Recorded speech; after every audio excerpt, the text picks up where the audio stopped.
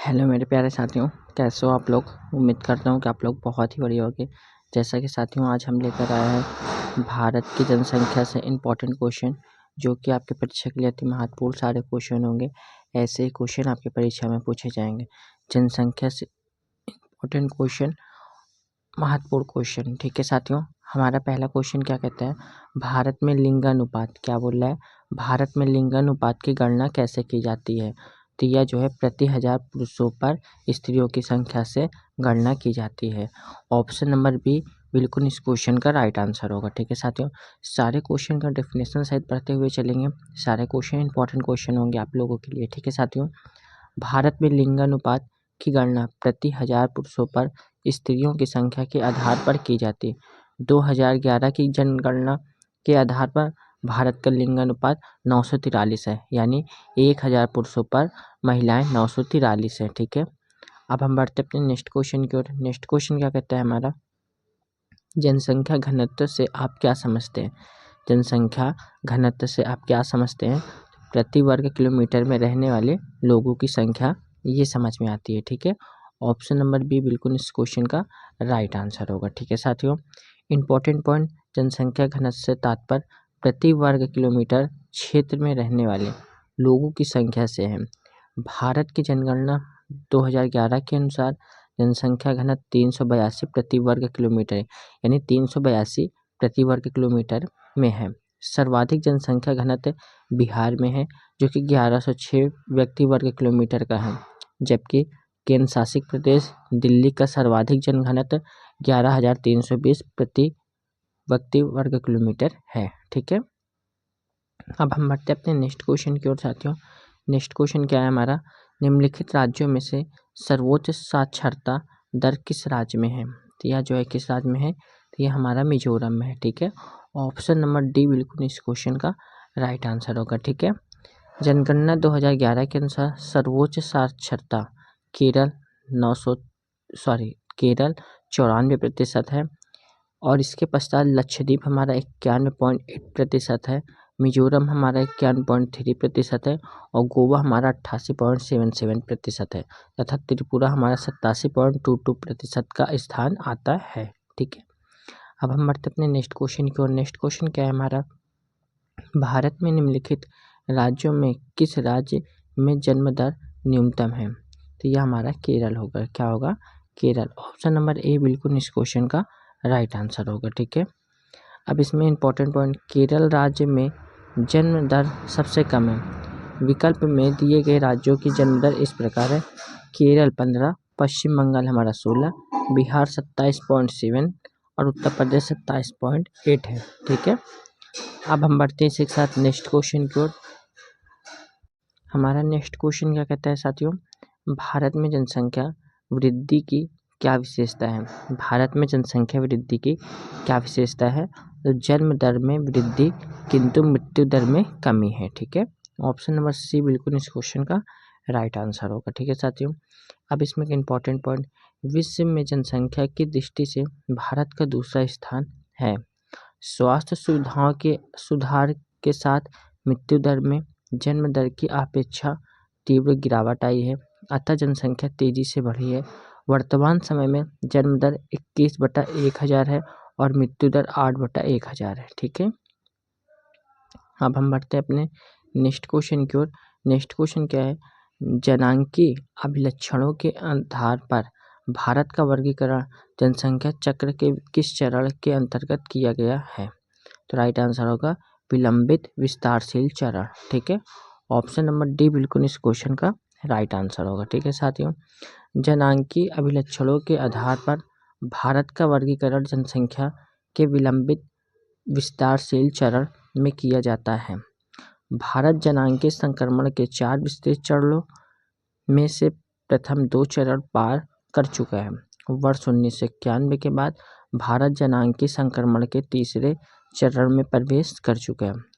वर्तमान में देश की जनसंख्या वृद्धि दर में गिरावट आ रही है। ठीक है, अब हम बढ़ते अपने नेक्स्ट क्वेश्चन की ओर। नेक्स्ट क्वेश्चन क्या है साथियों हमारा, भारत की जनसंख्या में ऋणात्मक वृद्धि दर किस दशक में दर्ज की गई थी। तो यह जो है हमारा 1911 से 21 में। ठीक है, ऑप्शन नंबर बी बिल्कुल इस क्वेश्चन का राइट आंसर होगा। ठीक है साथियों, अब इसमें क्या चलते हैं हम लोग इम्पोर्टेंट पॉइंट पढ़ते हैं। इम्पोर्टेंट पॉइंट क्या कहता है साथियों हमारा, वर्ष 1911 से 21 के दशक में भारत की जनसंख्या में ऋणात्मक वृद्धि दर दर्ज की गई थी। इसका मुख्य कारण जन्म दर की अपेक्षा मृत्यु दर का अधिक उच्च होना था। ठीक है, नेक्स्ट क्वेश्चन साथियों, 2011 की जनगणना है। 2011 की जनगणना 15वीं जनगणना थी। ठीक है, right answer option number C होगा हमारा। ठीक है, अब इसमें एक इम्पोर्टेंट पॉइंट साथियों हमारा क्या कहता है, भारत में जब प्रथम जनगणना अंग्रेज वायसराय लॉर्ड मेयो के कार्यकाल में 1872 ईस्वी में हुई थी, जिसमें भारत की जनसंख्या 25 करोड़ थी और 1881 ईस्वी में लॉर्ड रिपन के काल से प्रत्येक 10 वर्ष पर जनगणना कराई जाती है। WC ब्लाउडेसन प्रथम जनगणना आयुक्त थे। वर्ष 1991 की जनगणना स्वतंत्रता के पश्चात भारत की 7वीं जनगणना थी।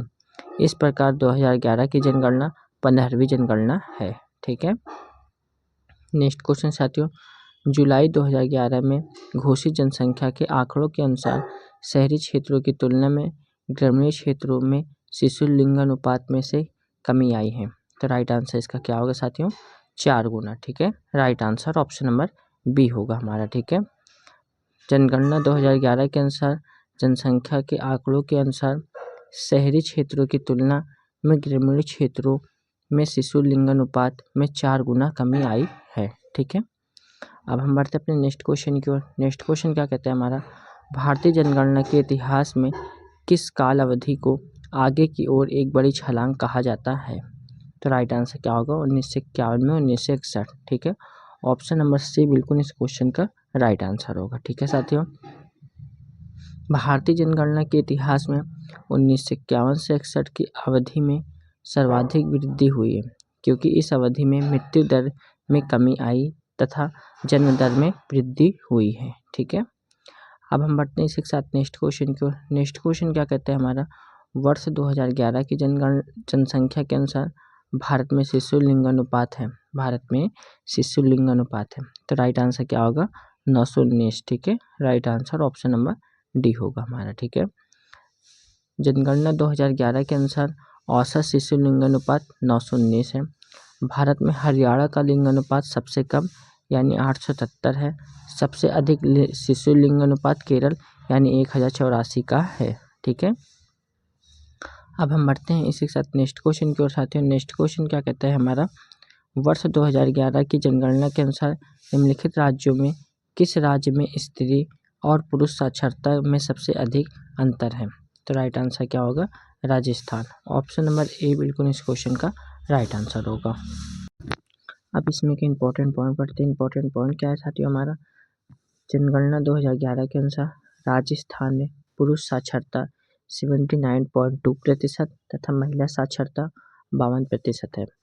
यहाँ पर स्त्री पुरुष साक्षरता के मध्य अंतराल सबसे अधिक है, जबकि राजस्थान की कुल साक्षरता 66.10% है। यह बिहार के पश्चात दूसरा सबसे कम साक्षर राज्य है। ठीक है, नेक्स्ट क्वेश्चन साथियों, नेक्स्ट क्वेश्चन क्या कहते हैं हमारा, वर्ष 2011 की जनगणना के अनुसार देश का सर्वाधिक जनसंख्या वाला राज्य कौन सा है। तो यह हमारा उत्तर प्रदेश है। ठीक है, right answer option number B होगा। भारत की जनसंख्या 2011 के अनुसार उत्तर प्रदेश की जनसंख्या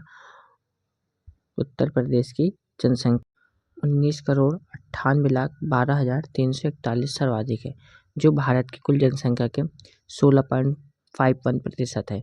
इसके पश्चात क्रमशः महाराष्ट्र 11.23 करोड़ तथा बिहार 10.4 करोड़ का स्थान है।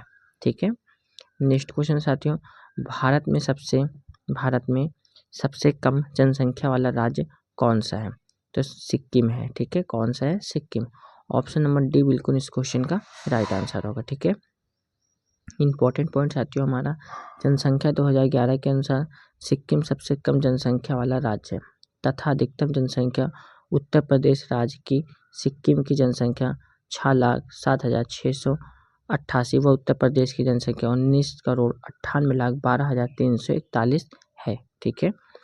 अब हम बढ़ते अपने नेक्स्ट क्वेश्चन की ओर। नेक्स्ट क्वेश्चन क्या है साथियों हमारा, भारत के किस राज्य का क्षेत्रफल एवं जनसंख्या समान रैंकिंग की स्थिति में है? तो यह हमारा मेघालय है, ठीक है। ऑप्शन नंबर बी बिल्कुल इस क्वेश्चन का राइट आंसर होगा, ठीक है साथियों। देश में मेघालय राज्य का क्षेत्रफल व जनसंख्या की दृष्टि से समान स्थान, इन दोनों दृष्टियों से मेघालय का 22वां स्थान है। मेघालय की बहुसंख्यक आबादी ईसाई धर्म का पालन करती है, ठीक है। अब हम बढ़ते हैं इसके साथ नेक्स्ट क्वेश्चन की ओर।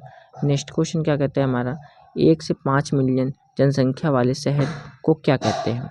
तो उन्हें हम मेट्रोपॉलिटन कहते हैं। ऑप्शन नंबर सी बिल्कुल इस क्वेश्चन का राइट आंसर होगा, ठीक है। 1 से 5 मिलियन जनसंख्या वाले शहर को मेट्रोपॉलिटन कहते हैं। कॉस्मोपॉलिटन का अर्थ है सर्वदेशी होता है, अर्थात वह स्थान जहां देश विदेश के अनेक भागों से आकर लोग बसते हों। दिल्ली, मुंबई, चेन्नई एवं कोलकाता इसके प्रमुख उदाहरण है, ठीक है। अब हम बढ़ते अपने नेक्स्ट क्वेश्चन की ओर। नेक्स्ट क्वेश्चन क्या कहते हैं हमारा, जनसंख्या के अध्ययन को क्या कहते हैं? आपसे पूछ रहा है जनसंख्या के अध्ययन को क्या कहते हैं? तो जनसंख्या के अध्ययन को जनसांख्यिकी कहते हैं। ऑप्शन नंबर सी बिल्कुल इस क्वेश्चन का राइट आंसर होगा। जनसंख्या के अध्ययन को जनसांख्यिकी कहते हैं। इसका अध्ययन जनसंख्या भूगोल के अंतर्गत किया जाता है। इससे जनसंख्या के विविध घटकों जैसे लिंगानुपात, साक्षरता, जनघनत्व आदि का अध्ययन किया जाता है, ठीक है। अब हम बढ़ते हैं नेक्स्ट क्वेश्चन की ओर। नेक्स्ट क्वेश्चन क्या है, भारत में सर्वाधिक आबादी वाला शहर है? तो भारत में सर्वाधिक आबादी वाला शहर हमारा मुंबई है, ठीक है। Right answer option number C होगा, ठीक है साथियों। भारत में सर्वाधिक आबादी वाला शहर मुंबई है। इसके बाद क्रमशः दिल्ली, चेन्नई और कोलकाता का स्थान है, ठीक है साथियों। नेक्स्ट क्वेश्चन, भारत की जनगणना के अनुसार 50,000 से 99,999 की जनसंख्या वाले शहरी क्षेत्र को क्या कहते हैं? तो उन्हें हम सीढ़ी सेकंड शहर कहते हैं। Right answer option number B होगा हमारा, ठीक है। भारतीय जनगणना 1991 के अनुसार नगरों की वर्गीकरण, श्रेणी 1 में शहर 1 लाख से अधिक है, श्रेणी 2 में 50,000 से 99,999, श्रेणी 3 में 20,000 से 49,999, श्रेणी 4 में 10,000 से 19,999, श्रेणी 5 में 5,000 से 9,999 तक, ठीक है। अब हम बढ़ते हैं एक साथ नेक्स्ट क्वेश्चन की ओर साथियों। नेक्स्ट क्वेश्चन क्या कहते हैं, जनसंख्या वितरण के प्रतिरूपों को निम्नलिखित में से कौन सा भौतिक कारक निर्धारित करता है? तो राइट आंसर होगा जल की उपलब्धता, भूविन्यास, जलवायु, यानी ऑप्शन नंबर डी उपर्युक्त सभी बिल्कुल इसका राइट आंसर होगा, ठीक है। भौतिक कारकों में भूविन्यास, जल की उपलब्धता और जलवायु प्रमुख रूप से जनसंख्या वितरण के प्रतिरूपों का निर्धारण करते हैं। उदाहरण के लिए हम देखते हैं कि उत्तर भारत के मैदानों, डेल्टा और तटीय मैदानों में जनसंख्या का अनुपात दक्षिणी और मध्य भारत के राज्यों के अतिरिक्त जिलों, हिमालय, उत्तर पूर्वी और पश्चिमी राज्यों की अपेक्षा उच्च है, ठीक है। अब हम बढ़ते अपने नेक्स्ट क्वेश्चन की ओर। नेक्स्ट क्वेश्चन क्या कहता है साथियों हमारा, राष्ट्रीय जनसंख्या नीति के संदर्भ में दिए गए कथनों पर विचार करना। तो इसका राइट आंसर क्या होगा हमारा साथियों, तो राष्ट्रीय जनसंख्या नीति 2000 में लागू की गई थी, ठीक है। ऑप्शन नंबर ए बिल्कुल इस क्वेश्चन का राइट आंसर होगा, ठीक है साथियों। अब इसमें के इम्पोर्टेंट पॉइंट, राष्ट्रीय जनसंख्या नीति वर्ष 2000 में लागू की गई थी, जो कई वर्षों के नियोजित प्रयासों का परिणाम था। राष्ट्रीय जनसंख्या नीति 2000 के तहत 14 वर्ष से कम आयु के बच्चों को निःशुल्क शिक्षा प्रदान करने, शिशु मृत्यु दर को 30 से कम करने, व्यापक स्तर पर टीकारोधी बीमारियों से बचने की रक्षा करने, लड़कियों की शादी की उम्र को बढ़ाने के लिए प्रोत्साहित करने तथा परिवार नियोजन को एक जन केंद्रित कार्यक्रम बनाने के लिए नीतिगत ढांचा प्रदान किया गया है, ठीक है। अब हम बढ़ते हैं इसके साथ नेक्स्ट क्वेश्चन की ओर। नेक्स्ट क्वेश्चन क्या कहता है हमारा, निम्नलिखित राज्यों में किस राज्य की ग्रामीण जनसंख्या का प्रतिशत सर्वाधिक है? तो यह जो है हमारा बिहार है। कौन सा है? Bihar. Right answer option number D होगा हमारा। ठीक है, इंपॉर्टेंट पॉइंट साथियों हमारा, जनसंख्या 2011 के अनुसार बिहार के 88.70% जनसंख्या गाँवों में रहती है, जबकि उड़ीसा की 83.32%, उत्तर प्रदेश के 77.72% तथा महाराष्ट्र की 54.77% गाँवों में निवास करती है। हिमाचल प्रदेश 90% जनसंख्या में ग्रामीण जनसंख्या का प्रतिशत सर्वाधिक तथा दिल्ली 2.5% में ग्रामीण जनसंख्या का प्रतिशत सबसे कम है। ठीक है, अब हम बढ़ते हैं इसी के साथ नेक्स्ट क्वेश्चन की ओर साथियों। नेक्स्ट क्वेश्चन क्या कहता है हमारा, नागरिक पंजीकरण प्रणाली CRS के अंतर्गत कितने दिनों के भीतर जन्म तथा मृत्यु की घटना को भारत में रजिस्ट्रेशन कराना कानूनी रूप से अनिवार्य है? तो राइट आंसर होगा 21 दिन। ऑप्शन नंबर बी बिल्कुल इस क्वेश्चन का राइट आंसर होगा। ठीक है, जन्म मृत्यु पंजीकरण अधिनियम 1969 के तहत जन्म मृत्यु और मृत्यु जन्म के 21 दिनों के भीतर घटना का रजिस्ट्रेशन कराना अनिवार्य है। भारत में नागरिक पंजीकरण प्रणाली CRS का इतिहास 19वीं शताब्दी के मध्य का है, जब 1886 ईस्वी में पूरे ब्रिटिश भारत में जन्म मृत्यु एवं विवाह के पंजीकरण की स्वैच्छिक नीति लागू की गई। वर्तमान में RBD एक्ट यानी 1969 के तहत जन्म एवं मृत्यु का पंजीकरण कराना अनिवार्य है। ठीक है साथियों, यहाँ पे हमारे क्वेश्चन कंप्लीट होते हैं और इसकी PDF मेरे टेलीग्राम चैनल पे आप लोगों को मिल जाएगी। आप लोग टेलीग्राम चैनल को जरूर ज्वाइन कर दें, ऐसे इंपॉर्टेंट क्वेश्चन आप लोगों के लिए लेकर आते हैं जो कि आपकी परीक्षा के लिए अति महत्वपूर्ण होते हैं। ठीक है साथियों, जय हिंद, जय भारत।